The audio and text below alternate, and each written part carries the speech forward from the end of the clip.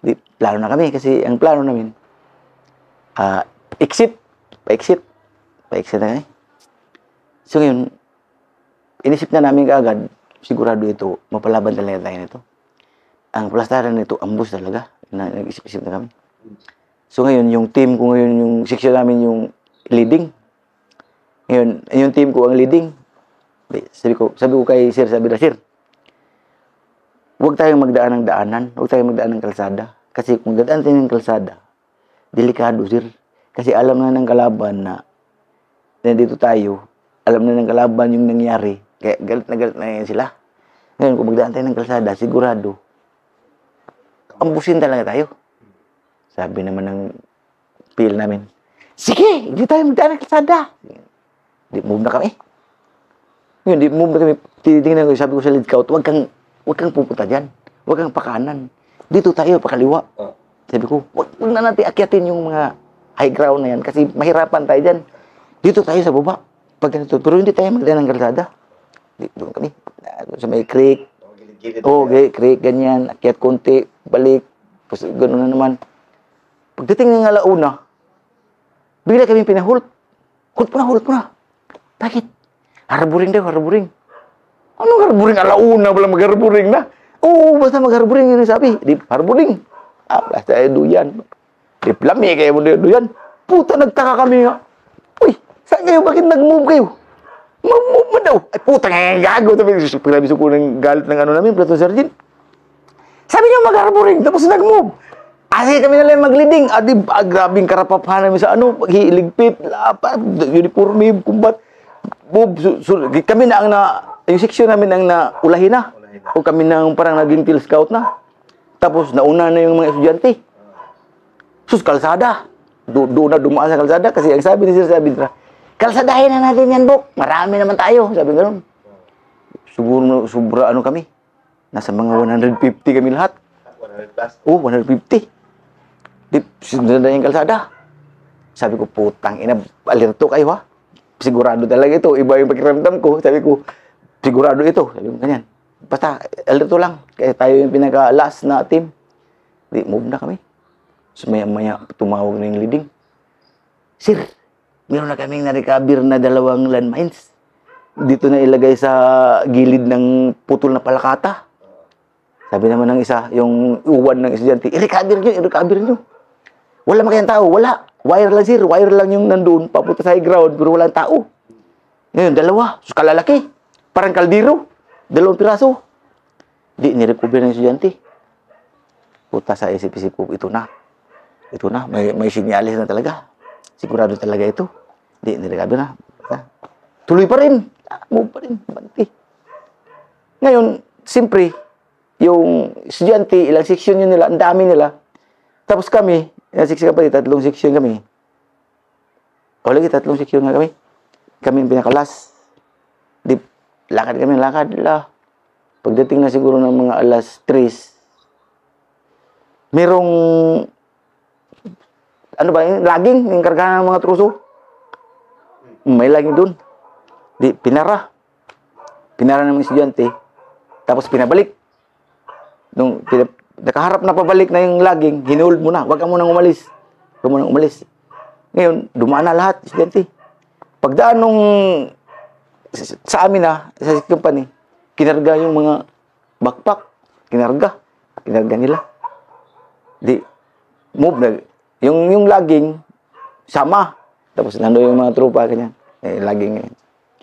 Pero yung sakay ng laging, ano pala yun, yung spotter ng mga kalaban ba? Spotter ng mga kalaban. Tinitingnan kung saan na yung mga sundalo. Yun yung pre. Kasi namumutla na yung tao eh. Namumutla siya. Gusto na niyang tumalon, pero hindi siya makatalon. Kasi dami niya yung tropa. Kasi alam niya na nandun talaga yung kalaban na mag-ambus. Alam talaga niya, kaya gusto na niyang tumalon. Pati yung driver, gusto na talaga magtalon yung driver. Kasi, alam na nga nila na nandun talaga yung kalaban.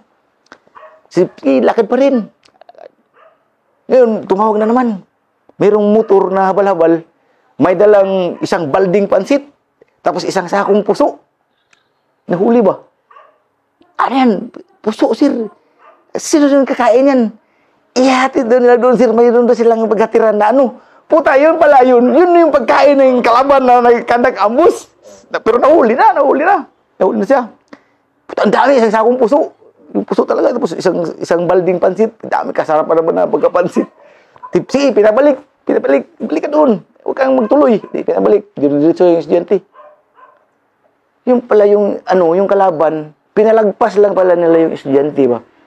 Pinalagpas nila yung estudyante kasi ang purpose ng kalaban, kami yung titirahin nila. Kami yung huli ba? Ngayon, hindi mo sila basta-basta makatira kaya nandun mo yung lagging, yung truck gani, yung karga ng truso. Pero wala pa yung karga ng truso. May mga sibilyan. Kaya doon. Junction. Junction na, paganyan. Dito kami, may paganyan. Nandun pala yung landmines na napasabugin. O, diretso na, ganyan. Pag lagpas talaga sa sasakyanan, sa truck, paglagpas, kalakas. Uy, basta yung isang team namin, was out baga. Pati yung PL namin na matigas ang ulo. Dito. Tapos mga trupa dito. 7 nga. Ay, 8 sila lahat. Pung! Sabay, grabe ito na. Ang hinahanap natin. Sabi ko na nga, ambus na nga. Ay, grabe, putuka na. Sabi ko sa team, tayo yung pinaka-Till Scout, delikado tayo dito. Tayo talaga yung paksiwin ng kalaban. Kasi iikot yan dito. Sabi ko ganun. Kasi alam na nila na lumagpas na yung doon. Lumagpas na yung ibang trupa natin. Kaya tayo yung tinira nila kasi tayo yung ipindown nila. Ala, grabe yung pwistuhan namin.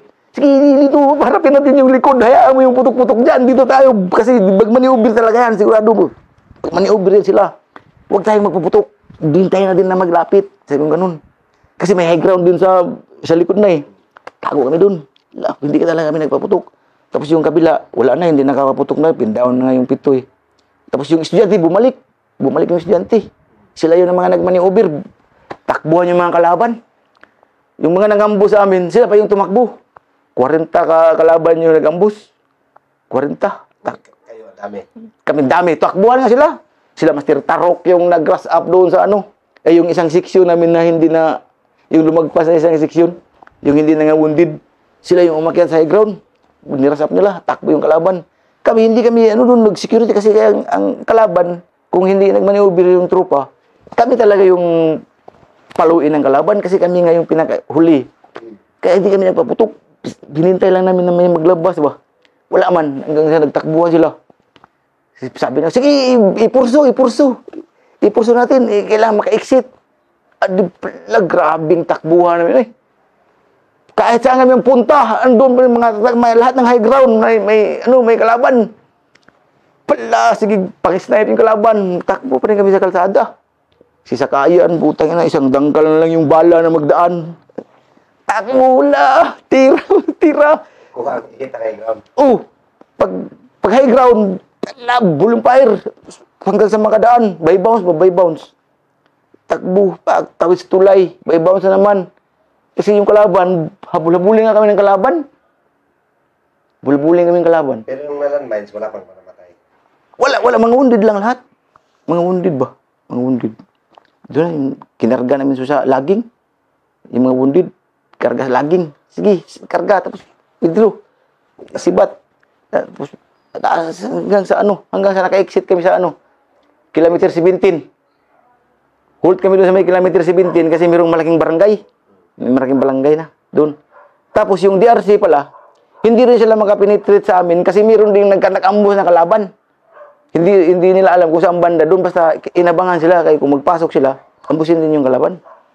Yung DRC. Kaya kami lang doon. Karating kami sa kilometer 17, nasa mga alas 8 na ng gabi. Alas 8 ng gabi. Hanggang sa nakarating kami, walang hinto yung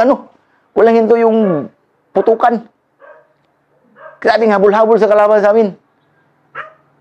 Kasi naka-exit kami. Yung kalaban, bumalik. Habol silang habol. Tirdiritso kami. Hanggang sa nakarating kami. Nandoon na rin. Nauna na may estudyante kami. Pinakahuli na seksyon. Murag Black Hawk down lagi. Exit namin. Grabe ka, Paggabi na. Paggabi, doon na kami, standby. Standby kami doon pagkagabi. Ginamot-gamot na namin yung mga wounded. Tapos pagka umaga, dumating yung chopper, umakyat na si CO, si Zero City. Kinarga yung mga wounded. Tapos plano kami kung paano kami maka-exit na hindi na kami magdaan sa kalsada. Tinusok namin yung mga kabundukan na ano. Tapos doon kami tumagos sa ano, Jatagon. Doon kami tumagos talaga sa Jatagon mismo. Tusok, lakad namin isang araw, isang gabi. Bago kami naka-exit. Hindi na kami dumaan ng kalsada na. Puro kagubatan yung dinaanan namin. Paano po na yan? Ano yun? 2004? Commander. Sino ba yung commander? Wala na. Iba na yung commander doon. Panahon pa na naka-oras pa yun. Wala naman si Navarro niyang nakaya. Kaya nga. Ay, nakalimutan ko pala. Yung ano, yung nagluto rin sa amin ng manok. Nakalimutan ko pala. Na shortcut man. Yung nagluto ng manok, kaya nalaman namin na git-git yun kasi nahuli namin yun. Kasi nung pag-alis na namin, pumunta kami doon, nag-link up sa tropa, tapos bigla kami bumalik. Umikot kami ba? Kasi ulihin nga namin yung git-git. Pag-link up namin, sir, balikan natin. Kandakan natin ang bus. Malalaman natin kung may susunod sa atin. So, bumalik kami ngayon. Kandak-ambos kami. Doon na, naggapang-gapang na yung tao. Dalawa sila. Kunyari sila hila-hila ng kalabaw. Tapos yung kalabaw, ayaw sumama ba? Ayaw sumama. Tapos iniwan nila. Ano mo talaga sila na naghahanap sila kung saan kami. Guno-guno sila sa mga damo, silip-silip sila. Tapos pag wala sila makita, lakad na naman sila. Dandahan.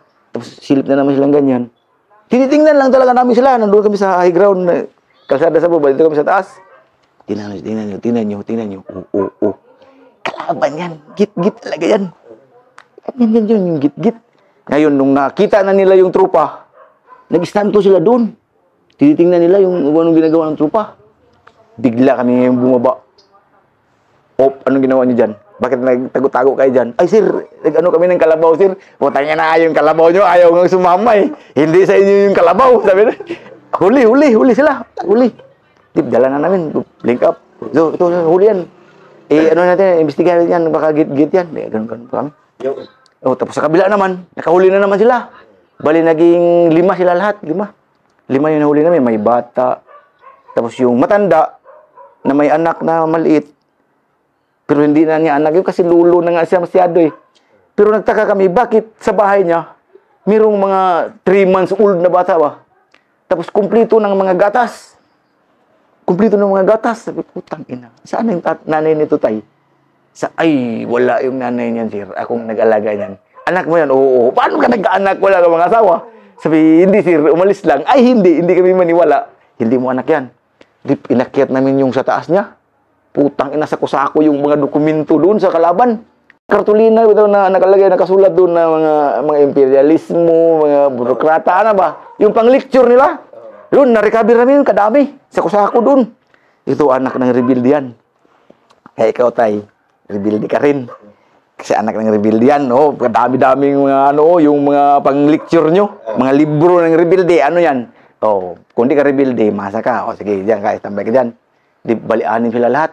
Pero yung 5 na mga, yung mga, talaga, mga, matigas na mga lalaki, yun talaga yung mga, mga git-git. So, yun, pinahubad namin, hubad kayo lahat. So, may mga tato. Yung mga cross rifle ba? Cross rifle pa. Bakit ganyan yung tato mo? Sir, ano lang ito, sir? Trip lang, sir. Ganun siya. Sigurado ka? Oo, sir. Putang na, bakit cross rifle yan? Wala lang kami.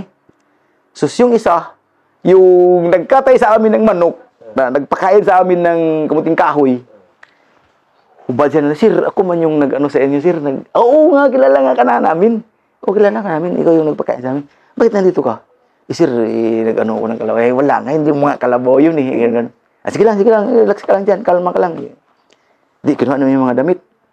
Sus, pagsalat ngayon kay dito sa may sinsidan, may papilman. Akala namin pira. Uy, pira. Tinanggal. Pinalusot dito sa may butas. Yung lupad na papel. Naka 1/4 na ba na naka-roll. Nakalikit. Oo, nakalikit. Tapos pagtingin namin, tas org man. Tas org sa ilang git-git ba? Oh. Uy! Saan ni? Tas org ulit. Sino to? Sino to? Sino to? Sino to mga to? Sir, ako yan, sir. Oh, ano? Tapos sino? Yan siya, sir. Oh, putang ina. Mga kalaban kayo. Kayo yung git-git, no? Asan yung mga baril nyo? Sir, hindi kami git-git, sir. Ano lang talaga kami, sir. Oh, bakit may tas org dito? Ano to? Oo. Ano mga nakalagay dyan, di ba? Oh, ikaw ang team leader. Oh. Oh, saan, di ba, area? Oh, ano, saan ang area? Ikaw, saan kayo? Saan yung area nyo dito? Sir, hindi. Gawa lang namin yan. Sir, hindi yan, ano yan, sir. Pinagagit-git. Tama na yan. Magkano tayo dyan? Violation dyan. Di, tumawag kami ngayon sa brigade. Hiningian namin ng ID. Sir, ano ba yung ID ng mga git-git dito sa ano? Sabi ng mga opisyal ba? Ano? Sige, ano sabi ng taga-MIB? Tingnan nyo yung mga balikat.